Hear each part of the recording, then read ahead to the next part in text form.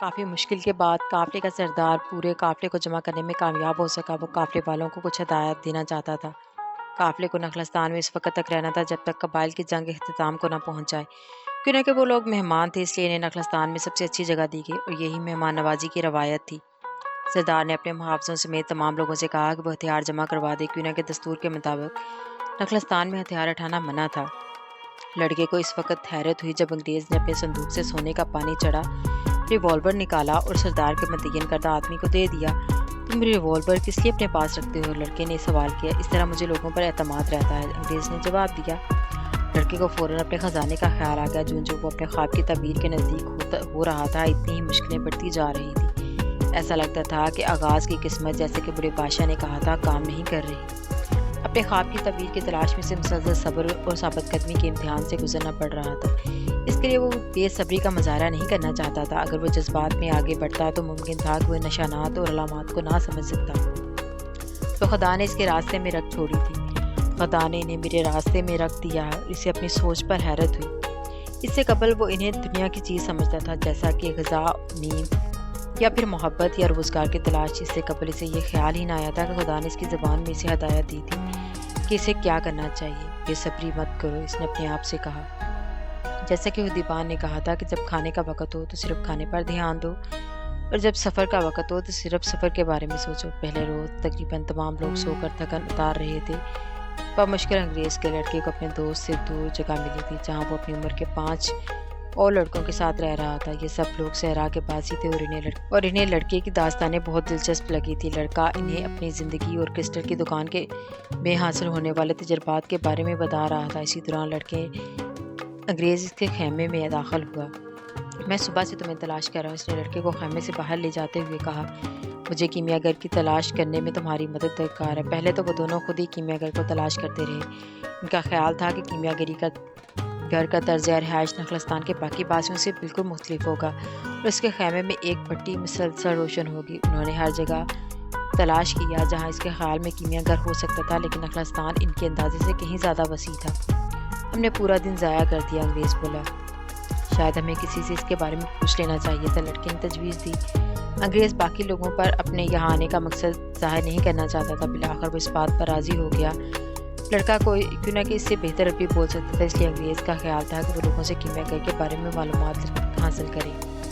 لڑکا ایک عورت کے پاس گیا جو کہ کنویں پر پانی بھرنے آئی تھی۔ صبح بخیر، میں کیمیا گر کی تلاش میں ہوں جس نخلستان میں رہتا ہے، اس نے عورت سے کہا۔ عورت نے اسے بتایا کہ اس نے اس سے قبل کسی کیمیا گر کا ذکر نہیں سنا تھا۔ وہ جلدی سے جانے کے لیے مڑی۔ جانے سے پہلے اس نے لڑکے کو بتایا کہ اسے چاہیے وہ کالے لباس میں ملبوس کسی عورت کو مخاطب نہ کرے۔ کالا لباس خاتون کے دل شادی شدہ ہونے کی علامت تھا۔ صحرا کے دستور کے مطابق شادی شدہ خاتون سے نامحرم مردوں کو بات نہیں کرنی چاہیے۔ انگریز کو بڑی مایوسی ہوئی، اسے ایسا لگا جیسے اس کی تمام تر محنت رائے گاں گئی۔ لڑکا ابھی افسردہ تھا کہ اس کا دوست اپنی منزل کی تلاش میں تھا اور وہ اس کی ہر ممکن مدد کرنا چاہتا تھا۔ بڑے بادشاہ نے کہا تھا کہ جب بھی کوئی اپنی منزل تک پہنچنے کا مسلسل ارادہ کرتا ہے تو کائنات کی ہر شے اس کی مدد میں مصروف ہو جاتی ہے۔ اسے ایسا لگا کہ بڑے بادشاہ کا کہنا غلط تھا۔ میں نے تو اس سے قبل کبھی کیمیا گر کے بارے میں نہیں سنا اور لگتا ہے کہ یہاں کسی اور نے بھی اس کا ذکر نہیں سنا، لڑکا بولا۔ انگریز کی آنکھوں میں چمک تھی۔ بالکل ٹھیک ہے، شاید یہاں کسی کو علم ہی نہیں کہ یہاں ایک کیمیا گر رہتا ہے۔ ہمیں معلوم کرنا چاہیے کہ یہاں لوگوں کا علاج کون کرتا ہے۔ کالے لباس میں ملبوس کئی خواتین کنویں پر آئی، لیکن لڑکے نے انہیں مخاطب کرنے سے اجتناب کیا۔ باوجود انگریز کے بار بار اکسانے کے آخرکار ایک مرد نظر آیا۔ لڑکے نے اس کی طرف لپکا۔ یہاں لوگوں کا علاج کون کرتا ہے؟ اللہ۔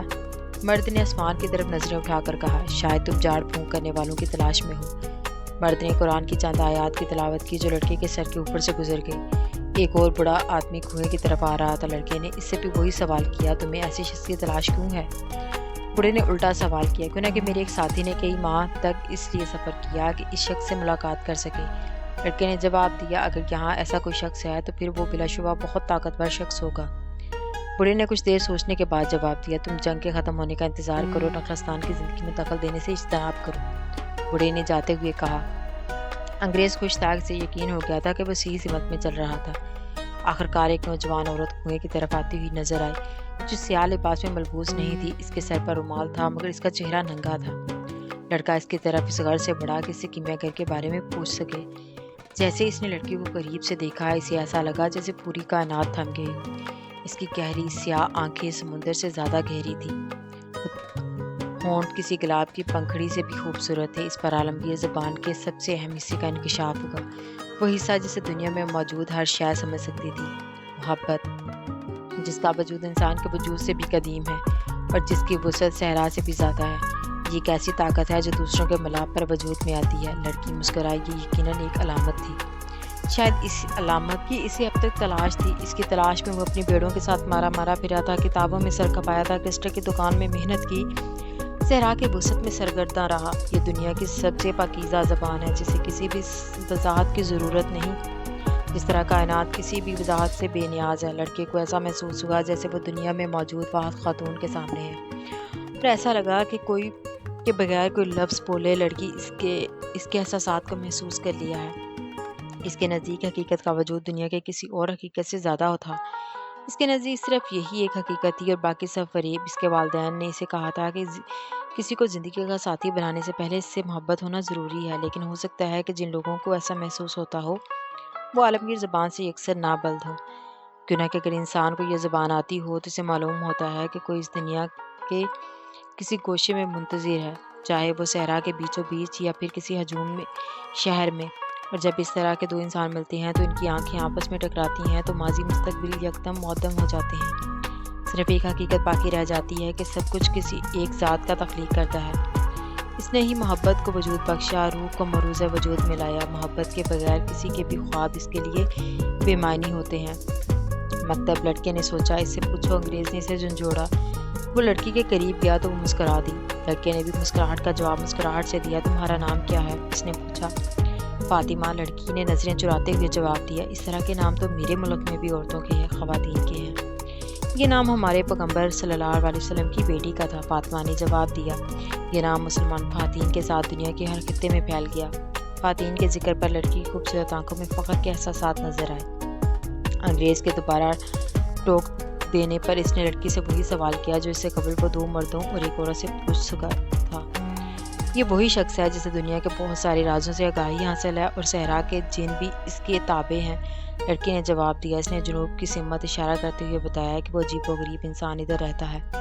پھر اس نے اپنا برتن پانی سے بھرا اور واپس چلی گئی۔ لڑکے نے واپس گھوم کر دیکھا تو انگریز بھی غائب تھا۔ لڑکا کنویں کی مڈیر پر بیٹھ گیا۔ وہ سوچنے لگا کہ ایک دن طرفہ میں لیونترن اس لڑکی کی مہک لے کر آئی تھی اور وہ اس لڑکی سے اس وقت محبت کرتا ہے جب اس کا وجود بھی نہیں تھا۔ اسے ایسا لگا کہ اس کی یہ محبت اسے اس قابل بنا دے گی کہ وہ دنیا کے ہر خزانے کو ڈھونڈ نکالے گا۔ اگلے دن وہ لڑکا دوشیزہ سے ملنے کی امید میں کنویں پر آیا۔ اسے حیرت ہوئی کہ انگریز اس سے پہلے ہی وہاں موجود تھا اور صحرا کی طرف دیکھ رہا تھا۔ میں کل شام تک اس کا انتظار کرتا رہا، انگریز نے بتایا۔ وہ پہلے ستارے کی روشنی کے ساتھ ہی ظاہر ہوا تھا۔ میں نے اسے اپنے مقصد سے آگاہ کیا۔ اس نے مجھ سے پوچھا کہ کیا کبھی میں نے جہاز کو سونے میں بدلنے میں کامیابی حاصل کی ہے۔ میں نے اسے بتایا کہ میں اس مقصد کے لیے ہی تو یہاں آیا ہوں۔ اس نے مجھے کہا جاؤ اور کوشش کرو۔ لڑکا خاموش رہا۔ بیچارے انگریز نے صرف یہ جواب سننے کے لیے صحرا عبور نہیں کیا تھا۔ جیسے انگریز رخصت ہوا، فاطمہ کنویں کی طرف آتی ہوئی دکھائی دی۔ میں تمہیں صرف ایک بات بتانے آیا ہوں، میں تم سے شادی کرنا چاہتا ہوں۔ لڑکی کے ہاتھ سے پانی کا برتن گر گیا۔ پانی میں اتنی طاقت نہیں تھی کہ وہ ریت کا زور توڑ کر بہہ سکے۔ میں روزانہ اسی جگہ تمہارا انتظار کروں گا۔ میں نے کہ صحرائے خزانے کی تلاش میں عبور کیا۔ تب مجھے یہ جنگ ایک آفت لگتی تھی، مگر اب یہ میرے لیے رحمت ہے، کیوں نہ کہ اس کی وجہ سے میری تم سے ملاقات ہوئی۔ لڑائی تو ایک دن ختم ہو جائے گی، لڑکی بولی۔ لڑکی نے کھجور کے درختوں کی طرف دیکھا۔ اس نے سوچا کہ وہ اس سے قبل ریوڑ چرایا کرتا تھا، وہ اب دوبارہ وہی کام کر سکتا ہے، اس لیے فاطمہ ہی دنیا کا سب سے قیمتی خزانہ تھی اور اس کا ساتھ ہی اس کی منزل تھا۔ قبائلی لوگ ہمیشہ ہی خزانے کی متلاشی رہتے ہیں، فاطمہ بولی، جیسا کہ اس کو محسوس ہو گیا ہو کہ وہ کیا سوچ رہا ہے۔ وہ صحرا کی عورت کو اپنے مرد پر فخر ہے اور صحرا کی عورت کو اپنے مرد پر فخر ہے۔ اس نے اپنا برتن پانی سے بھرا اور واپس چلی گئی۔ لڑکا ہر روز کنویں پر فاطمہ سے ملنے کے لیے جاتا اور اس نے فاطمہ کو اپنی زندگی کے بارے میں بتایا، بڑے شہنشاہ سے اپنی ملاقات کا ذکر کیا، کرسٹل کی دکان کے بارے میں بتایا اور بہت جلد ایک دوسرے کے قریب آ گئے، سوائے ان 15 منٹ کے جو وہ کنویں پر فاطمہ کے ساتھ گزارتا تھا۔ پورا دن گزارنا اس کے لیے مشکل ہو جاتا تھا۔ جب قافلے کو نخلستان میں 1 ماہ کا عرصہ ہو گیا تو قافلے کے سردار نے پورے قافلے کو اکٹھا کیا۔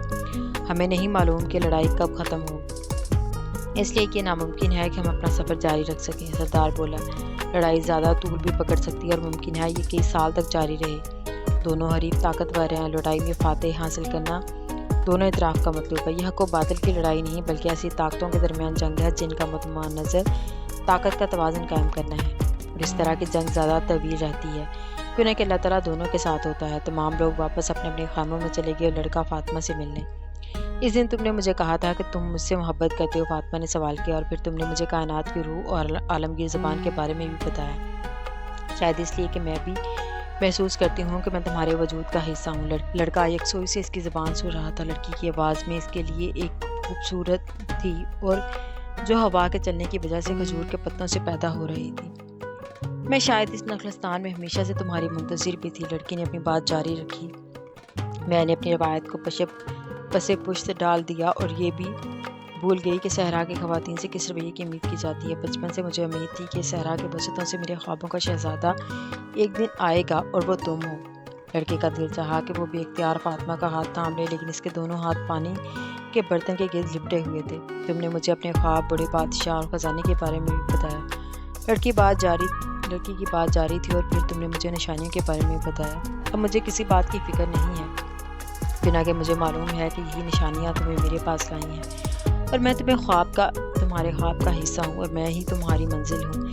اس لیے میری خواہش ہے کہ تم اپنے خزانے کی تلاش جاری رکھو۔ اگر تم لڑائی کے ختم ہونے کا انتظار کرنا چاہتے ہو تو ضرور یہاں رہو۔ ہوا ریت کے ٹیلوں کو جگہ بدلنے پر مجبور تو کر سکتی ہے، لیکن صحرا کو نہیں بدل سکتی۔ صحرا ہمیشہ سے صحرا ہی ہے اور یہ ہمیشہ ایسا ہی رہے گا۔ مکتب، اگر میں واقعی تمہارے خواب کا حصہ ہوں تو مجھے یقین ہے کہ ایک دن تم میرے پاس واپس لوٹ آؤ گے۔ لڑکا اس دن بہت اداس تھا، اسے رہ رہ کر تمام گڈیریوں کا خیال آ رہا تھا جنہوں نے اپنے گھر بسا لیے تھے۔ انہیں اپنے شریک حیات کو یہ باور کرانے میں انتہائی مشکل ہوئی تھی کہ ویرانے میں جانا ان کے لیے کتنا ضروری تھا۔ محبت کا تقاضا تھا کہ وہ اپنی محبت کے ساتھ رہے۔ اس نے اگلے دن فاطمہ کو بتایا، یہ صحرا گواہ ہے کہ ہمارے مرد ہمیشہ اس کو اپنے قدموں تلے رونتے ہیں اور وہ کبھی کبھی واپس بھی نہیں آتے، اور ہم خواتین اس چیز کی عادی ہیں۔ جو واپس نہیں آتے وہ باتوں کا حصہ بن جاتے ہیں اور کڑکتی دھوپ میں سایہ فراہم کرتے ہیں، یا اس پانی میں شامل ہو جاتے ہیں جو بنجر زمین کو سیراب کرتا ہے۔ وہ ہر ایک شے میں شامل ہو جاتے ہیں، وہ کائنات کی روح میں واپس لوٹ جاتے ہیں۔ کچھ لوگ واپس لوٹ آتے ہیں اور باقی خواتین کو پھر بھی آس رہتی ہے کہ ایک دن ان کے مرد بھی واپس ضرور آئیں گے۔ مجھے ان خواتین کی آس ہمیشہ اچھی لگتی تھی اور اب میں بھی اس کا حصہ بننا چاہتی ہوں جو اپنے مردوں کے انتظار میں لمحے گنتی ہیں۔ میں صحرا کی بیٹی ہوں اور مجھے اس بات پر فخر ہے۔ میری خواہش ہے کہ میرا خامد اسی طرح آزاد ہو جیسی یہ ہے ہوا، اور کبھی ایسا موقع آیا تو میں یہ بھی قبول کر لوں گی کہ وہ بھی اس کائنات کی ہر شے میں شامل ہو جائے۔ لڑکا انگریز کی تلاش میں تھا، وہ اسے فاطمہ کے بارے میں بتانا چاہتا تھا۔ اس نے حیرت سے دیکھا کہ انگریز اپنے خیمے کے باہر ایک بھٹی بنائی تھی۔ اس بھٹی کے اوپر ایک شیشے کی سرائی رکھی تھی اور نیچے لکڑیوں کی آگ جل رہی تھی۔ صحرا کی طرف دیکھتے ہوئے انگریز کی آنکھوں میں وہ چمک تھی جو کتابوں میں پڑھتے وقت مفقود تھی۔ یہ کام کا پہلا مرحلہ ہے، وہ بولا، مجھے گندک علیحدہ کرنا ہے۔ اس کام کو کامیابی سے سر انجام دینے کے لیے ضروری ہے کہ میرے دل میں ناکامی کا شائبہ تک نہ آئے۔ یہ ناکامی کا خوف ہی تھا جس نے مجھے اس کام سے باز رکھا۔ میں نے آج اس کام کی ابتدا کی ہے جو میں آج سے 10 سال قبل کر سکتا تھا، لیکن مجھے خوشی اس بات کی ہے کہ میرے 20 سال نہیں گزرے۔ وہ مسلسل آگ روشن کر رہا تھا۔ لڑکا خاموشی سے اسے دیکھتا رہا۔ جب ڈوبتے سورج کی سرخی سے صحرا کی ریت نے بھی لالی چرا لی تو اس نے سوچا کہ وہ صحرا میں نکل جائے، یہ آزمانے کے لیے کہ کیا صحرا کی خاموشی میں اس کے تمام سوالات کے جوابات پوشیدہ ہیں یا نہیں۔ وہ کچھ دیر تک صحرا میں آوارہ گردی کرتا رہا، لیکن نگاہیں نخلستان پر رکھی وہ ہوا کی سرسراہٹ سن سکتا تھا اور اپنے قدموں کے نیچے آنے والے پتھروں کی بھی۔ کہیں کہیں اسے سیپیاں بھی نظر آئیں۔ اس نے اندازہ لگایا کہ کبھی یہ صحرا سمندر رہا ہوگا۔ وہ ایک پتھر پر بیٹھ گیا اور افق کے مسحور کن نظارے سے لطف اندوز ہونے لگا۔ وہ محبت اور ملکیت کے فرق پر غور کر رہا تھا، مگر دونوں میں تفریق کرنے سے قاصر تھا۔ فاطمہ دختر صحرا تھی اور اس کو سمجھنے کے لیے صحرا کو سمجھنا ضروری تھا۔ جب اپنے خیالات میں مسترک تھا تو اسے اپنے سر کے اوپر ایک حرکت محسوس ہوئی۔